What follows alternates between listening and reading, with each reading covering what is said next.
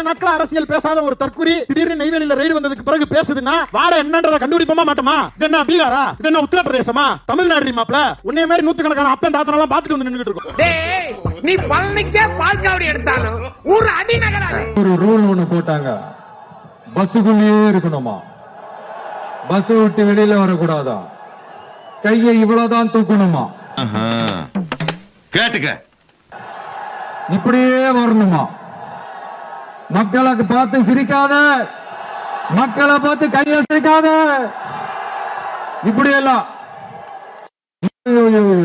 இதெல்லாம் நம்புற மாதிரியாங்க இருக்குது.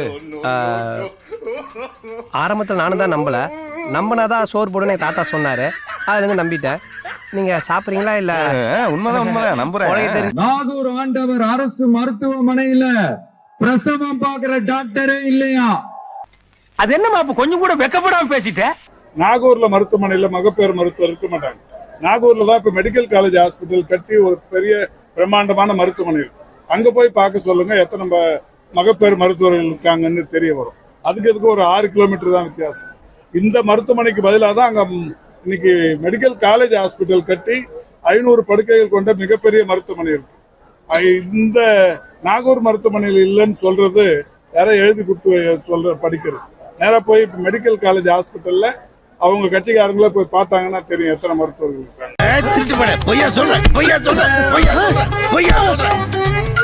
என்னையா குத்துகிறாய்? அப்புறம் கொஞ்சம் வாங்குறோ. மருதையாத்தோட குறுக்க வாராணவாசி தடுப்பணை கட்டுறத பத்தி 4 வருஷமா கண்டுக்கலையே ஏன்? என்ன அப்படி பாக்குறீங்க?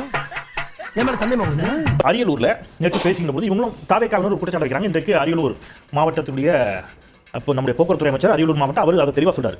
மருதையாற்றின் குறுக்கே வாரணவாசியில் தடுப்பணை கட்டுவதற்கு கடந்த முறையே தமிழ்நாடு முதலமைச்சர் அரியலூர் வந்தபோது அறிவிப்பு வெளியிடப்பட்டு ஜியோ வெளியிட்டு டெண்டர் விடப்பட்டு பணிகள் தொடங்குகின்றன.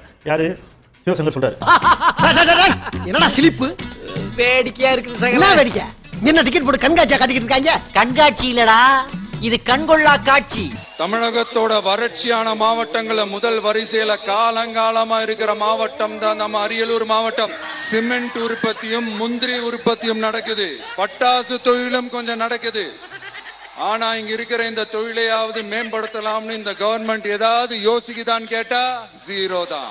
முந்திரி பதப்படுத்தும் பூங்கா பராணம் கிராமத்தில் அமைக்கப்பட்டு அறிவிப்பு வெளியிடப்பட்டு அதற்கான பணிகள் தொடங்கப்பட்டு விட்டன. இது எல்லாத்தையுமே அவங்க இல்லைங்கிறாங்க.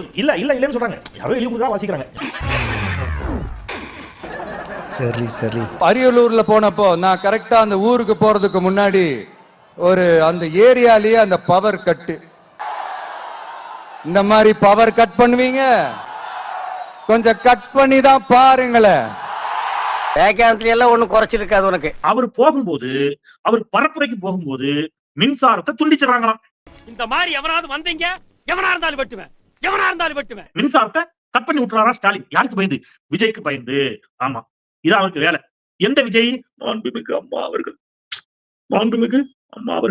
அப்படின்னு ஹஸ்கி வாய்ஸ்ல பேசினார்ல, அந்த ரொம்ப வாடுறானே. ஹலோ சார், நீங்க ஒரு அம்மாவை பார்த்து பயந்தீங்கல்ல, நீங்க ஒரு அம்மாவை பார்த்து பயந்து கோடநாடு வாசல்ல போய் நீங்களும் உங்களுடைய தந்தையாரும் கால் கெடுக்க கைகட்டி காத்து நின்றீர்கள் அல்லவா? அந்த அம்மையார பார்த்தே பயப்படாதவர் ஸ்டாலின் உங்களை பார்த்தா பயப்பட போகிறார். தெரியாம பேசிக்கிட்டு இருக்கீங்க. மாண்புமிகு அம்மா அவர்கள் அப்பவே தெரிஞ்சது வெயிட் என்ன? தமிழக வெற்றி கழகத்தினுடைய மாவட்ட செயலாளர் மின்சாரத்துறைக்கு ஒரு கடிதம் கொடுக்கிறார். அந்த கடிதம் திரு எம் குமார், நான் ஸ்கிரீன்ல காட்டுறேன் பாத்துங்க. திரு எம் குமார், நாகை மாவட்ட கழக செயலாளர், தமிழக வெற்றி கழகம், பெறுதல் உயர்திரு அப்படின்னு போட்டு மின் பொறியாளர் அவர்கள் போட்டு அந்த மின்ங்கிறத அடிச்சுட்டு மேற்பார்வை பொறியாளர் அவர்கள், மின் பொறியாளர் அலுவலகம், நாகப்பட்டினம். அந்த இதுல என்ன சொல்றாங்கன்னா, தமிழக வெற்றி கழகத்தின் தலைவர் திரு விஜய் அவர்களின் மக்கள் சந்திப்பு நிகழ்ச்சிக்கு மின் நிறுத்தம் செய்வது தொடர்பாக. எப்படிங்க மின் நிறுத்தம்? இவங்க போய் கடிதம் கொடுத்திருக்காங்க. எங்கள் கழக தலைவர் திரு விஜய் அவர்கள் சாலை மார்க்கமாக வாஞ்சூர் ரவுண்டானா தொடங்கி நாகூர் தெற்கு பால்பண்ணைச்சேரி வடகுடி சாலை வழியாக கிழக்கு கடற்கரை சாலையை அடைந்து எங்கெல்லாம் பிரச்சாரம் பண்றாங்க எழுதிட்டாங்க. இப்பதான் எழுதிட்டு வரும்போது கீழே வர்றாங்க. இவர் பிரச்சாரம் செய்யும் நேரத்தில், அவர் பிரச்சாரம் செய்யும் வழியில் மின் கம்பிகள் இருக்கின்ற காரணத்தினால் தளபதி விஜய் அவர்கள் நிகழ்வு முடியும் வரை அவ்வழியில் உள்ள மின் தடங்களில் மின் நிறுத்தம் செய்து தரும்படியும் மின்சார ஊழியர்களை பணியில் அமர்த்தும்படியும் தாழ்மையோடு கேட்டுக்கொள்கிறேன். சபாஷ் மாமா, இப்பதான் நீங்க ஒரு பெரிய மனுஷன் நிரூபிச்சிருக்கீங்க. எழுதுனது யார் சார்? மின்சாரத்தை துண்டிக்க வேண்டும் என்று அரசுக்கு கோரிக்கை வைத்தது யார்? இவங்க மாவட்ட செயலாளர். சட்ட கிழிஞ்சிருந்தா தச்சு முடிச்சிடலாம், நெஞ்சு கிழிஞ்சிருக்கு எங்க முறையிடலாம். எதையும் விலையை ஏற்ற மாட்டேன்னு சொன்னீங்க. நீங்கள் வந்து என்னென்ன பண்ணீங்க? வந்த உடனே பால் விலை ஏற்றுனீங்க, சொத்து வரி ஏற்றுனீங்க, தண்ணி வரி ஏற்றுனீங்க, ஸ்டாம்ப் டியூட்டி ஏற்றுனீங்க. இப்படியெல்லாம் ஒன்று ஏற்றிட்டே போனீங்கன்னா. ஆனால் நான் பெரிதும் மதிக்கக்கூடிய சகோதரர் ஸ்ரீதர் அவர்கள் இங்க போற பக்கம் சொன்னார், ஆட்சிக்கு வந்த உடனே பால் விலை ஏற்றாங்களேன்னாரு. பால் விலை லிட்டருக்கு 3 ரூபா குறைச்சாங்க. இப்படிதான் இருக்கு வாதம். பால் கொள்முதல் விலையை அதிகப்படுத்தினார்கள். பால் கறக்கிறவங்களுக்கு அவங்க கிட்ட இருந்து பாலை வாங்குதல் அரசு. அதோட கொள்முதல் விலையை அதிகரித்து விற்பனை விலையை லிட்டருக்கு 3 ரூபா குறைச்சது அரசு. ஆனா நம்ம போற போக்குல ஏத்திட்டாங்கட்டோம். ஆஹா சூனா போனா ஒவ்வொருத்தர் இருக்க வேகத்தை பார்த்தோம்னா அவன் அருமை வறுமைக்கு ஆபத்து வந்துரும் போல் இருக்கடா. ஆனா ஒன்றிய அரசு பெட்ரோல் விலை ஏறிய போது, கேஸ் விலை ஏறிய போது விஜய்க்கு என்ன ஓய்வு எடுத்துட்டீங்களா? ஏன் அதை எடுத்து நீங்க போராட்ட நடத்தல? மக்கள் பெருந்தொழில் போராட்டம் ஏன் நடத்தல? சரக்கு கட்டணம் உயர்வதற்கு காரணம், மிக முக்கியமான காரணம் என்ன? எரிவாயு கட்டண உயர்வு தான். ஏன் அது குறித்து நீங்க 2 பேரும் பேச மாட்டேங்கிறீங்க? தமிழ்நாடு அரசு கட்டண உயர்வு வந்ததற்கு தயார் பண்றீங்க. அப்ப ஆட்டி வைப்பார் யாரோ அப்படிங்கிற ஒரு பாடல் வரி தான் எனக்கு ஞாபகம் வருது. ஆட்டி வைக்கிறார்கள், நீங்கள் ஆடி காட்டுகிறீர்கள். என்ன இப்படி ட்விஸ்ட் ஆகி போச்சு? இப்ப ஒரு RSS தலைவர் இங்க வராருன்னு வச்சுக்கோங்க, இல்ல நம்ம பிரதமர் மோடிஜி அவர்களோ இல்ல உள்துறை அமைச்சரோ இங்க வராருன்னு வச்சுக்கோங்க. இந்த மாதிரி கண்டிஷன்ஸ் எல்லாம் போடுவீங்க, இந்த மாதிரி பவர் கட் பண்ணுவீங்க, இந்த மாதிரி வயர் கட் பண்ணுவீங்க. கொஞ்சம் கட் பண்ணி தான் பாருங்களேன். முடியாதுல, பேஸ்மெண்ட் அதிரும்ல. அத வேற ஞாபகப்படுத்திட்டீங்க. நெஞ்சமெல்லாம் பொண்ணு அறக்கு தம்பி. வேலூர் பொதுக்கூட்டத்தில் பங்கேற்பதற்காக மத்திய உள்துறை அமைச்சர் அமித்ஷா சென்னை வந்துள்ளார். இதனிடையே அமித்ஷா வருகையின் போது மின்சாரம் துண்டிக்கப்பட்டதாக கூறி பாஜகவினர் சாலை மறியலில் ஈடுபட்டனர். இதனால் அப்பகுதியில் போக்குவரத்து நெரிசல் ஏற்பட்டது. கரண்ட கட் பண்ணி உங்களுடைய வரவேற்பு எடுக்கணும் நோக்கத்தோட பண்ணதுக்கு நாங்க வந்து கண்டித்து இப்போ ரோட்ல ஆர்ப்பாட்டம் பண்ணிருக்கோம். அவருடைய பாதுகாப்பு பிரச்சனை இருக்கு. அதாவது அவர் இன்னைக்கு இந்தியாவிலே ஒரு முக்கியமான ஒரு பாதுகாப்பு வலயத்தில் இருக்காரு. அப்போ இந்த கரண்ட் ஆஃப் பண்ணி தீய சக்திகளை உள்ள ஏற்றி வன்முறை பண்ணணும்ன்ற ஒரே நோக்கத்தோடு செயல்படுற திமுக அரச ஏன் எவ்வளவு அடிச்சாலும் சொர்ணலமா நிக்கிறீங்க? தம்பி போங்க தம்பி, ஊருக்குள்ள போய் காட்டு பாருங்க. நாங்க அடி வாங்காத ஏரியாவே கிடையாது. நான் உங்களோட பேசக்கூடாதா? உங்க குறைகளை நான் கேட்க கூடாதா? உங்களுக்காக நான் குரல் கொடுக்க கூடாதா?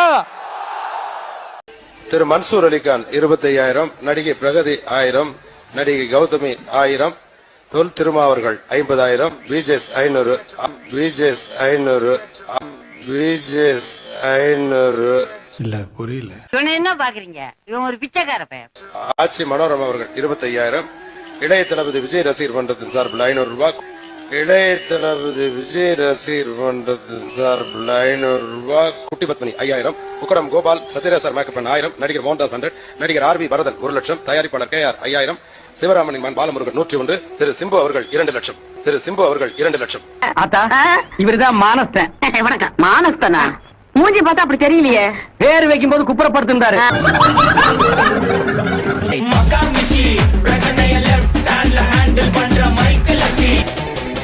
வந்துட்டாயா 2026ல 2 பேருக்கு நடுவுல தான் போட்டியே. ஒண்ணு இன்னொன்னு